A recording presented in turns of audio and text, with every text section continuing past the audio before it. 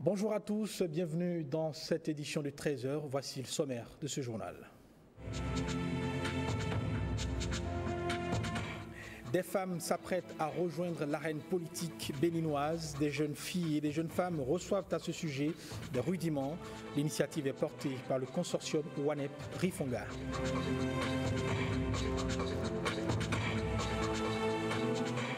Des jumeaux qui naissent, faits pourtant naturels mais entourés de mythes. Que peut cacher le mystère qui entoure la conception des jumeaux dans certaines contrées du Bénin? Nos reporters sont allés enquêter sur le sujet. La France connaît depuis hier son nouveau président. Emmanuel Macron est élu président de la République avec 66% des voix devant son challenger Marine Le Pen. Nous vous proposons un retour sur la soirée électorale de cette victoire assez historique. Voilà pour les titres. Bonjour et bienvenue dans ce 13h. Le faible taux d'implication des femmes en politique au Bénin sera bientôt du passé. En tout cas, le consortium WANEP Rifonga y croit vivement. Ce réseau d'ONG qui fait la promotion de la femme a réuni des jeunes filles et des jeunes femmes afin de leur donner les outils et leur apprendre à faire la politique. La deuxième phase de cette série de formations a démarré avec les femmes du département du Koufou, Cyprien Lokossou et Évariste Zoman. Visiblement, c'est une révolution qui s'annonce. Des jeunes filles et des jeunes femmes à l'école de la politique. Elles apprennent des notions de prise de parole en public, comment convaincre son auditoire, comment gérer la cité ou participer à la vie politique de sa commune ou de son pays. L'objectif principal poursuivi est de renforcer les capacités théoriques et pratiques des bénéficiaires en matière de communication dans le domaine politique. Le but étant d'améliorer les statistiques en la matière qui classent notre pays parmi les derniers de la sous-région avec 8,43% de taux de représentativité des femmes au Parlement contre 15 au Niger, 17,5 au Togo et 44 au Sénégal, pour ne citer que ces pays. Susciter l'engagement des femmes en politique, le premier adjoint au maire d'Aplaroui a salué le projet. Il a prodigué des conseils de par ses expériences. Il s'agit en effet d'un couteau à double tranchant pour le politicien. Bien utilisé, elle peut vous permettre de vous hisser loin, très loin, et de bien vous positionner dans l'arène politique. Mais mal utilisée, elle peut aussi causer à votre carrière politique des dommages insurmontables. Elles sont plus d'une vingtaine à bénéficier de cette formation dans le Koufou. Mais le projet prend en compte 140 jeunes filles et jeunes femmes sélectionnées dans 7 départements du Sud. Le projet est financé par la coopération suisse au Bénin. Parlons à présent de ce périple du ministre d'État chargé du plan et du développement. Après les étapes de Malanville, de Kandy et de Parakou, Abdoulaye Biotchani est allé à Djougou présenter le contenu du Bénin révélé, le programme d'action du gouvernement. C'était en fin de semaine écoulée à l'école normale des instituteurs de Djougou en présence des autorités politico-administratives, des populations, des cadres, des sages et notables de la ville. Plus de détails avec Ronald Robinson et Alexis Sassoba. Abdoulaye Biotchane dans la cité d'Ekpetoni. Une sortie aux allures de campagne faite autour du programme d'action du gouvernement. Accompagné sur le terrain des ténors politiques, le ministre d'État présente aux populations de la Donga des projets d'investissement de ce programme prometteur. À travers le programme, nous avons vu que Talon, c'est quelqu'un qui veut de grandes choses pour le Bénin. Moi, je dis, mettons-le à l'œuvre, aidons-le et on verra ce qui va se passer. C'est pour cela que nous sommes à ses côtés et nous le soutiendrons. Nous le soutiendrons en étant vigilants. Que veulent les Béninois et comment aider à résoudre cela? C'est ce que traduit le programme d'action du gouvernement qui, rassure le ministre d'État, ne souffrira pas de financement. La Banque mondiale a dit nous allons mettre dans ce programme 300 millions de dollars, c'est-à-dire le tiers. Après les réformes, l'heure est aux dépenses d'investissement qui visent la transformation du pays avec 500 000 emplois annoncés pour les jeunes, sans oublier le volet social que couvre le programme ARCHE, Assurance pour le renforcement du capital humain. Il s'agit d'assurer la santé, le microcrédit aux femmes et aux hommes, assurer la formation aux artisans et paysans et leur retraite. Le PAG, c'est aussi l'amélioration de la chaîne de production cotonnière, la promotion des filières anacarde, maïs, riz, ananas, l'économie du savoir, l'augmentation de la capacité de production énergétique du pays, 20 000 logements sociaux, 30 villes durables construites et plus de 5 000 km de routes à bitumer qui touchent aussi la Donga. Nous avons déjà le financement pour la route Djougou, Ouassa, Kérou, Panikwara, Dassa, Savarou, Djougou, la bretelle, Basila, Manigri. Le président de la République avait annoncé en allant à Séméré que nous allons construire la route Périssoulou, Alédo, Séméré. Un chapelet de doléances, notamment la réouverture de l'université agricole de Djougou, l'installation à temps de 2 usines de grainage de coton annoncées, la construction de locaux plus adaptés aux directeurs départementaux au niveau de la préfecture mettront un terme à cette étape de Djougou.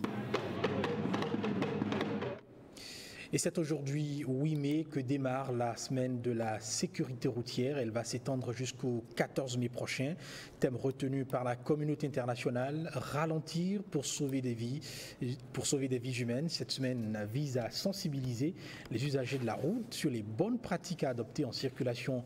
L'ONG Alinayon, structure qui milite pour une sécurité routière, entrevoit une série d'activités à l'occasion de cette semaine. Son président explique ici au micro de nos reporters. En moyenne, chaque année, nous enregistrons de façon officielle 700 décès dus aux accidents de circulation.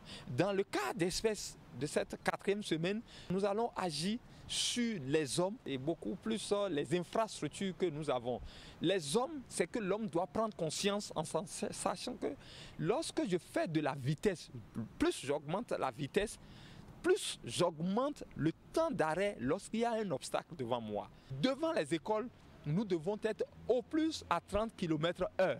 Durant cette période, nous devons amener l'homme à pouvoir respecter. Amener l'homme à respecter, c'est de mettre encore le dispositif pour que si en temps l'homme ne voudrait pas respecter le code de la route, que les infrastructures l'amènent à respecter. Il nous faut des radars. Nos autorités doivent intervenir, ils doivent agir à travers ces radars qui permettront aux usagers indélicats qui ne voudraient pas respecter de payer des amendes. Et à travers ces actions, nous allons limiter les vitesses. Ça ne sert à rien de faire de la vitesse. C'est ce que nous voudrons dire au cours de toute cette semaine. Des actions, nous irons à des endroits donnés où nous allons devant des écoles où, et ensemble avec des partenaires, nous allons tracer les passages piétons. Nous allons poser des panneaux de signalisation devant des écoles, des panneaux modernes. C'est une semaine où il y aurait beaucoup d'actions du nord au sud, où il y aurait des engagements de l'État. Nous invitons tous les Béninois à se joindre à nous et que durant cette période, que ça soit une semaine sans vitesse. C'est une nouvelle approche dans la lutte contre le paludisme au Bénin, de l'insecticide à longue durée d'action contre les moustiques, bientôt dans les domiciles, dans le département de la Liborie. 8 communes sont concernées au plan national. Pour le compte du département de la Liborie, l'opération démarre le 15 mai prochain. C'est une action du gouvernement béninois en collaboration avec l'USAID. Il s'agit de la pulvérisation intradomiciliaire d'insecticides. C'est une première dans l'Albouri, parce que au niveau de l'Atakora, ça avait déjà été fait dans quelques communes. L'actuelle séance de pulvérisation intradomiciliaire concerne 8 communes au Bénin, dont les 3 communes de la zone sanitaire Kandi-Gouagoulou-Segbana. C'est un financement américain, mais vous comprenez, c'est le gouvernement, dans sa diplomatie, n'est-ce pas, qui a pu mobiliser ces fonds. On va passer de domicile en domicile, de chambre en chambre, de chambre à coucher même à chambre à coucher, et on va pulvériser sur tous les murs. Et c'est de l'insecticide à longue durée d'effet. Ça va de 4 à 6 mois. Et avec ça, vous comprenez, tout moustique qui pénètre dans ces chambres-là va mourir. Ce n'est pas pour rien que c'est pendant cette saison. Comme vous le voyez, les pluies ont déjà commencé. Donc c'est maintenant que les moustiques se multiplient plus. Et également, il faut vous dire que le gouvernement est déjà en train aussi de prévoir la distribution de moustiquaires imprégnés à toute la population. Donc l'un mis dans l'autre, je pense que c'est la population béninoise, n'est-ce pas, qui gagne. Donc pour l'Albouri, on va commencer autour du 15. Ça va durer également 22 jours. Faire don de votre sang, c'est aider les autres dans les moments critiques. C'est le message de l'Association des fidèles d'honneur de l'Atlantique et du littoral. C'est au détour d'une marche qu'ils ont réédité cet appel. Les fidèles d'honneur de l'Atlantique et du littoral ont arpenté samedi quelques artères de Cotonou pour la circonstance. Sur les pas des marcheurs, Evra Danani, Ulvaeus Malogun et Petroni Lokosu. Un geste utile pour sauver des vies, donner son sang. Ces fidèles d'honneur de l'Atlantique et du littoral le font régulièrement. En témoigne cette marche du CNHU à l'Étoile Rouge pour fidéliser l'initiative, mais aussi sensibiliser sur l'importance de ce geste. Un donneur occasionnel, c'est un donneur à risque. Et en tant que donneur, nous avons décidé d'être fidèles à donner régulièrement. Nous sommes dans la période des pluies. Les enfants ont des problèmes d'anémie palus et il faut le sang des donneurs pour les sauver. C'est pourquoi nous faisons cette marche de sensibilisation. Inviter la jeune génération à répondre à l'appel de ce geste qui sauve et en rendant disponible ce précieux liquide dans toutes les banques du Bénin, tel est le défi de l'Association des donneurs de sang bénévoles. Déjà donneurs fidèles, vous avez aussi une tâche, une activité particulière à mener, c'est faire en sorte que chaque année, vous qui êtes déjà donneur, vous ameniez 2, 3, 4 donneurs pour que la chaîne formée par les donneurs s'allonge de plus en plus. C'est le sens, c'est la signification que nos malades souffriront de moins en moins de pénurie.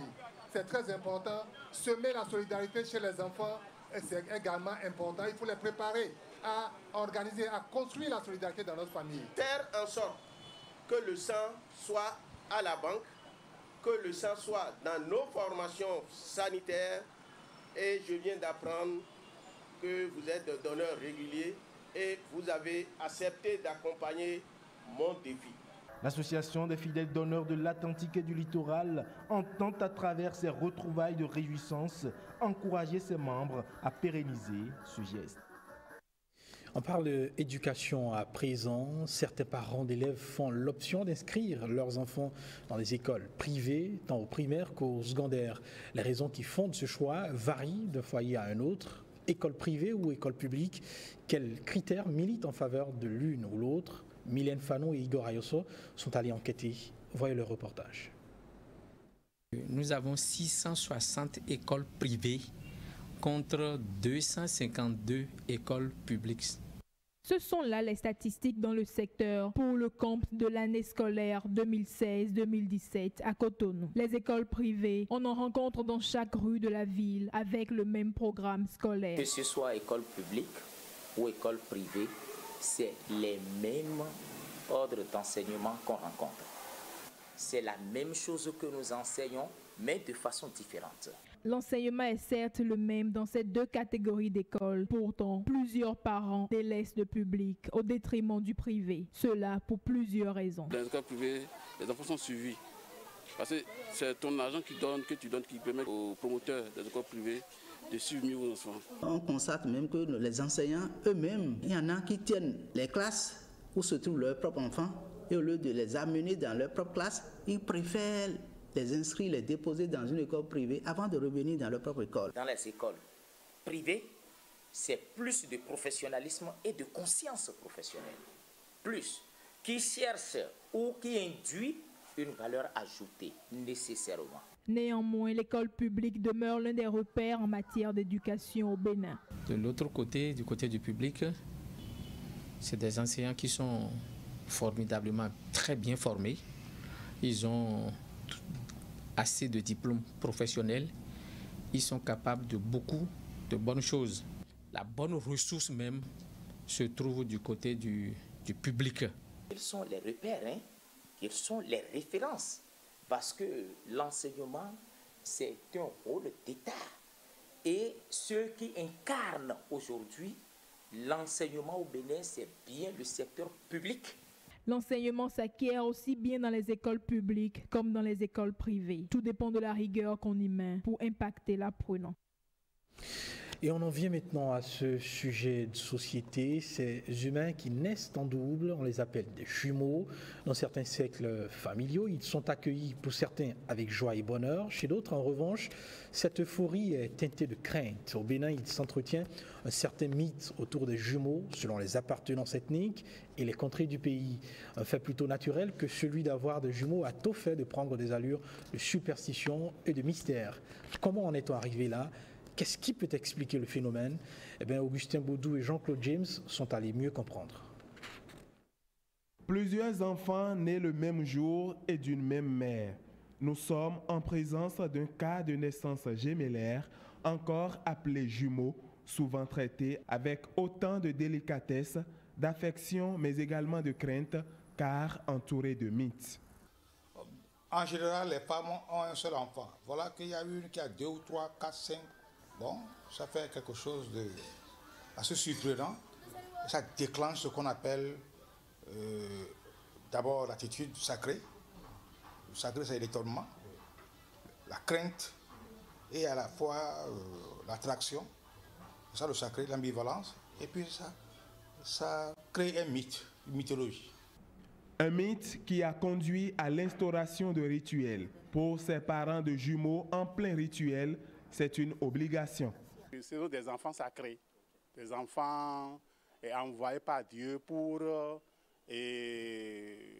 rendre justice à quelque chose ou pour annoncer quelque chose. Quand c'est 2 filles, ça devient un message au niveau de la femme. Quand c'est 2 garçons, ça s'adresse à l'homme. Si c'est une fille, un garçon, donc et ça annonce que les deux là, le couple doit rester ensemble. Doit rester ensemble et s'entendre pour mieux les élever. Si tu ne fais pas les rituels, les jumeaux se mettent en colère. Les rituels sont obligatoires.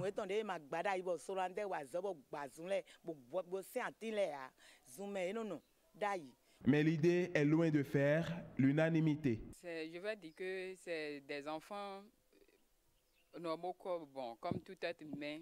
Donc, face à ça, qu'on dit des cérémonies, qu'on dit que c'est vaudou, ou bien on dit des trucs là, moi, je n'apprécie pas. Si aujourd'hui les jumeaux viennent par moi, c'est Dieu qui me les a donnés. Donc, je rends grâce à Dieu et je les offre à Dieu. Donc, si je vais dire que c'est des vaudous, le vaudou ne donne pas d'enfants. C'est Dieu qui donne d'enfants. Donc, c'est à lui la gloire, à lui la louange. Voilà qu'une femme est féconde. On veut la femme féconde. À 2 d'un seul coup, 2, 3, 4, même 5. Bon, donc c'est ça qui manque, qu'il y a un rituel de sacré. C'est ça, vraiment sacré. Sacré, c'est marquer notre attitude d'étonnement. On ne fait plus ça, c'est des rituels paysans. Hein? Bon. Ça ne pose pas de problème. Non, aucun problème. Mais il y a une perte symbolique. C'est tout.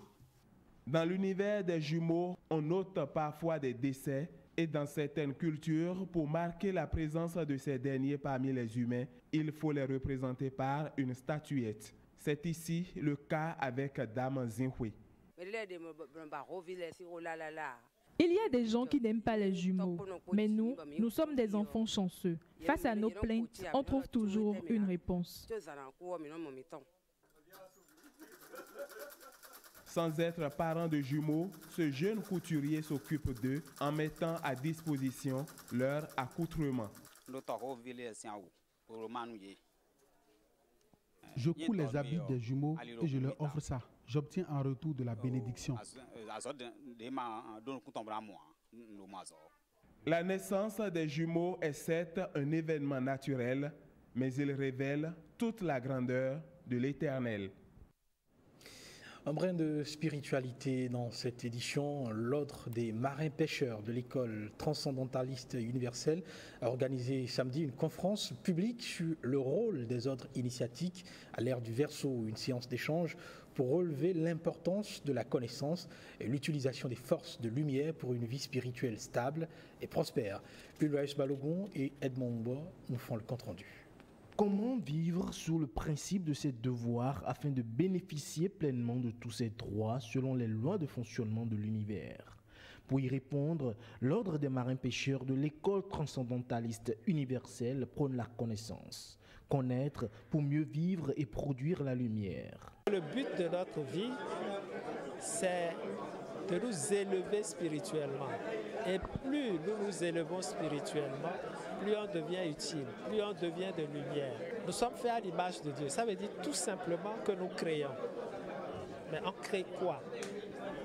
Est-ce qu'on crée la lumière ou la matière? Il s'agit donc de vivre en utilisant les forces de lumière pour produire la vie. L'unique façon de sortir de cette vie absurde, c'est le fait de rentrer dans le terrain de la connaissance. C'est commencer à comprendre comment marchent les choses. Alors il faut activer la volonté. Sinon, j'ai beau dire que la vie est merveilleuse, si je fais rien, il n'y a rien qui va se passer. Comment on fait pour s'activer? Eh bien, on va à la source de la connaissance. Par exemple, l'étude est une source de connaissance. Elle vous aide à comprendre la réalité et à savoir comment appliquer après la compréhension des lois divines dans notre vie de tous les jours. À l'ère du Verseau, la connaissance devient indispensable selon l'ordre initiatique pour prendre les rênes de sa vie. Inconsciemment, l'être humain peut, au lieu de s'élever, s'obscurcir. Pour que la conscience change, il faut qu'il y ait la connaissance. Pas une connaissance qui vous assombrit, mais une connaissance qui vous permette d'être celui qui exerce ses devoirs et non celui qui réclame ses droits. Des principes qui s'articulent autour de l'humilité et de l'amour en toutes circonstances. Allons au loto maintenant. Le jeu Tombola dénommé MTN Propé vient d'enregistrer ses tout premiers gagnants. Au total, 144 lauréats, dont 4 ont raflé des lots de parcelles. Un mois seulement après le lancement du jeu, ils ont reçu officiellement leur attestation de propriété en présence de la presse. Cécile Ondé et Alexis Kenom pour le compte-rendu de la cérémonie. Basile Zosongbo est désormais propriétaire d'une parcelle grâce au jeu MTN Propé. Tout heureux, il explique les circonstances. Oui, j'ai reçu un message sur mon téléphone portable pour annoncer le jeu. J'ai commencé par jouer et comme ils ont demandé de faire, j'ai envoyé OK au 70-60. Et des questions ont commencé par apparaître sur l'écran et j'ai commencé par répondre. C'est justement pour avoir trouvé les réponses requises qu'il a gagné ce lot. Il n'est pas le seul gagnant. Au début, je n'avais pas cru à ça. Mais voilà, aujourd'hui, je suis l'heureux gagnant. Donc ça prouve que avec MTN, il y a toujours de la vérité. Comme on le dit, il y a un temps pour toute chose. C'est mon temps qui est arrivé aujourd'hui et le temps arrivera. De façon pratique, comment participer au jeu promo MTN Propé? C'est tout simplement simple. Il suffit seulement d'envoyer OK au 70-60 et le tout sera joué. Et nous souhaitons à tous nos abonnés bonne chance. Nous encourageons nos clients et nos futurs clients à participer à ce jeu concours, car ce gain-là est une réalité et c'est ce que nous voulons aujourd'hui montrer. Le jeu MTN Propé, lancé le 24 mars dernier, continue jusqu'au 23 juin prochain. Des parcelles, une somme d'1 million de francs CFA et d'autres lots sont encore à gagner. Sport avec du football maintenant, match de la confraternité entre les professionnels des médias de Bénin et ceux du Togo. Cette rencontre vient mettre un terme à la semaine de la célébration de la journée de la liberté de la presse. Blaise Adampo et Jules Lakwaikou ont suivi pour nous cette confrontation. Voilà le résumé. Après leur défaite 3-2 à Lomé, l'équipe de la Presse Football Club du Bénin avait une obligation de résultat face à Média Football Club du Togo pour la manche retour de cette rencontre amicale. L'équipe béninoise en blanc et son adversaire togolaise en rouge-noir s'affrontent sur la pelouse du stade de l'Amitié Général Mathieu Kérékou. Une rencontre bien préparée par Presse FC. Regarde ce que nous avons fait, c'est-à-dire en termes de préparation en vue de cette rencontre, arriver à battre tout au moins les Togolais ou à défaut faire match. Belle entame du match, officié par l'international arbitre béninois Bonaventure Kofi Kodia. C'est bien les Togolais qui se montrent plus dangereux et se procurent les meilleures occasions. Pas de but avant la fin de la première période. Du retour des vestiaires, l'équipe du Bénin revient avec de bonnes intentions, mais elle manque de réalisme. Il a manqué de l'automatisme, il a manqué de l'efficacité devant les buts. Elle finit par encaisser un but.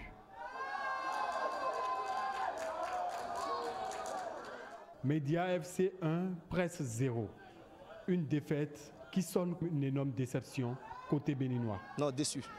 Déçu parce qu'au match aller, on a perdu 3-2. On espérait remonter la pente chez nous ici à Cotonou. Malheureusement, le score est là, 1-0 parlant.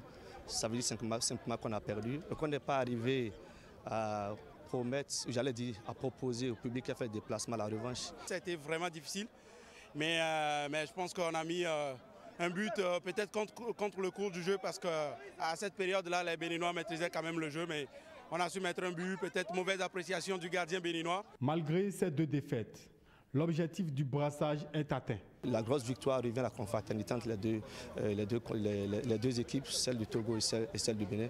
Je crois que c'était ce qu'on poursuivait au départ. L'enjeu n'a pas tué le jeu et le plus important, c'est que nous puissions désormais savoir que c'est instauré, c'est parti pour du bon. Désormais, Togolais et Béninois peuvent jouer ensemble et pendant longtemps. Côté togolais, l'ambiance et l'accueil ont retenu l'attention. On est content parce que bon, de toute façon, on savait déjà que les Béninois étaient assez accueillants, donc on n'avait pas de soucis de ce côté-là. Depuis qu'on est là, on est aux petits soins.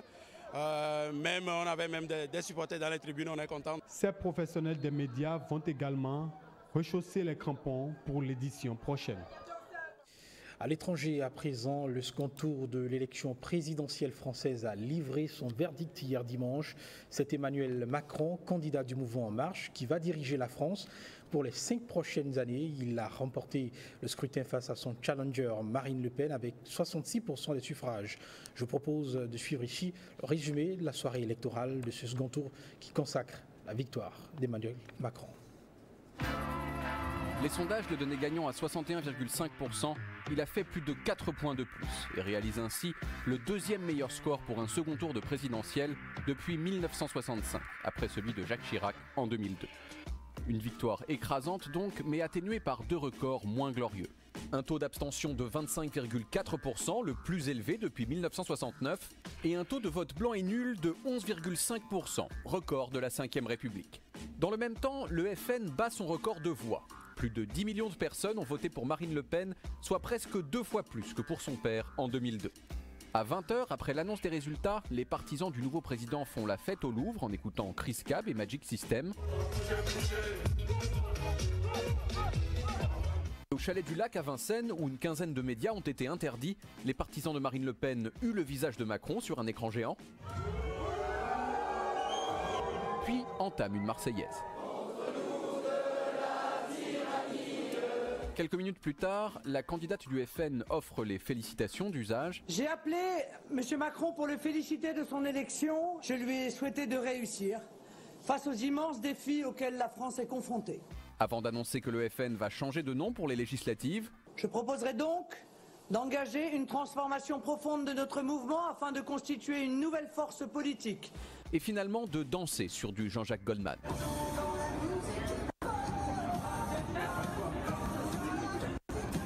Sur le plateau de France 2, Nicolas Dupont-Aignan, qui aurait été son Premier ministre en cas de victoire du FN, s'en désolidarise en vue des prochaines élections. Il y aura 2 partis, le Front National qui va se renouveler, et je présenterai des candidats dans toutes les circonscriptions de France aux législatives. Côté gauche radicale, Jean-Luc Mélenchon rappelle qu'il n'aime pas beaucoup François Hollande. Ce soir s'achève la présidence la plus lamentable de la Ve République. Avant d'accepter la victoire de Macron sans barguigner. Le nouveau président est élu.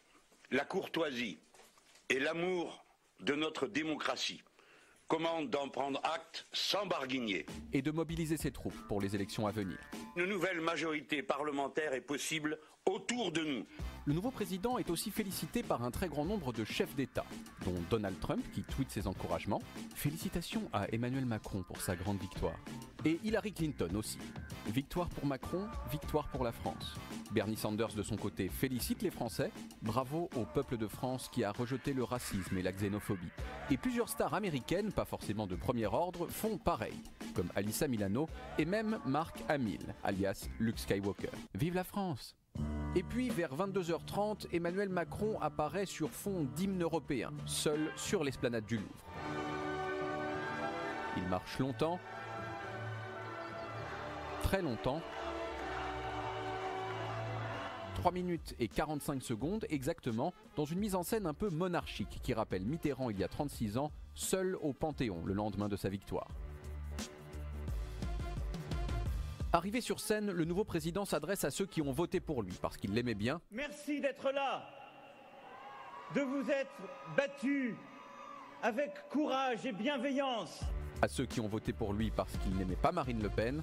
Je sais nos désaccords, je les respecterai, mais je serai fidèle à cet engagement pris. Je protégerai la République. Et à ceux qui n'ont pas voté pour lui. Pour ceux qui ont voté aujourd'hui pour Madame Le Pen, ne les sifflez pas, je les respecte, mais je ferai tout durant les 5 années qui viennent pour qu'il n'ait plus aucune raison de voter pour les extrêmes. Aujourd'hui, Emmanuel Macron a prévu de se rendre aux commémorations du 8 mai aux côtés de François Hollande. Pour lui, comme pour Marine Le Pen, c'est aussi la campagne des législatives qui commence. Vive la République! Vive la France! Voilà, ce sera tout pour cette édition. Merci de votre très aimable attention. Je vous souhaite de passer un très bel après-midi. Prenez soin de vous.